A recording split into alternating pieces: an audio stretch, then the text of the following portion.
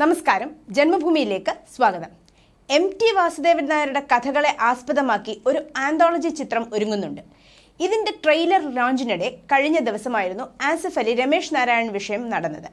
Anthology ചിത്രത്തിലെ സ്വർഗം തുറക്കുന്ന സമയം എന്ന പടത്തിൽ രമേശ് നാരായൺ സംഗീതമൊരുക്കുന്നുണ്ട്. ഇതിനോടനുബന്ധിച്ച് പുരസ്കാരം നൽകുന്നതിനു വേണ്ടി ആസിഫ് അലിയെ ക്ഷണിക്കുകയായിരുന്നു.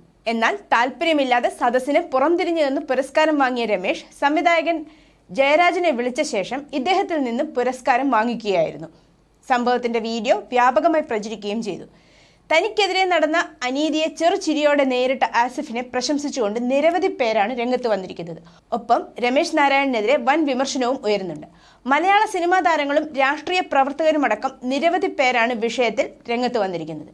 എന്നാൽ 2018 ദേശീയ ചലച്ചിത്ര പുരസ്കാര വിതരണ ചടങ്ങിൽ സിനിമാ വകുപ്പ് മന്ത്രിയായിരുന്ന സ്മൃതി ഇറാനിയിൽ നിന്ന് അവാർഡ് വാങ്ങിക്കില്ലെന്ന് പ്രഖ്യാപിച്ച ഒരു കൂട്ടം മലയാള വിപ്ലവ സിംഹങ്ങളിൽ ഒരാളാണ് ഇപ്പോൾ ആസിഫ് അലിയിൽ നിന്ന് മെമന്റോ വാങ്ങാൻ വിസമ്മതിച്ച് വിവാദ നായകനായിരിക്കുന്ന രമേശ് നാരായൺ എന്ന സോഷ്യൽ മീഡിയ ഓർമ്മിപ്പിക്കുന്നു.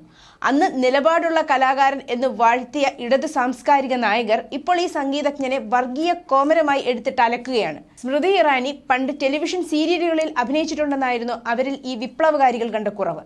ദേശീയ അവാർഡ് ജേതാക്കളായ പാർവതി, ഭാഗ്യലക്ഷ്മി, സന്ദീപ് സേനൻ, R.C. സുരേഷ്, മേഘനാഥ് എന്നിവർക്കൊപ്പം മാധ്യമങ്ങൾക്ക് മുന്നിൽ നിന്ന് തങ്ങളുടെ പ്രതിഷേധ പ്രഖ്യാപനം നടത്തുന്ന ചിത്രം സോഷ്യൽ മീഡിയയിൽ ഇപ്പോൾ വീണ്ടും പ്രചരിക്കുന്നു.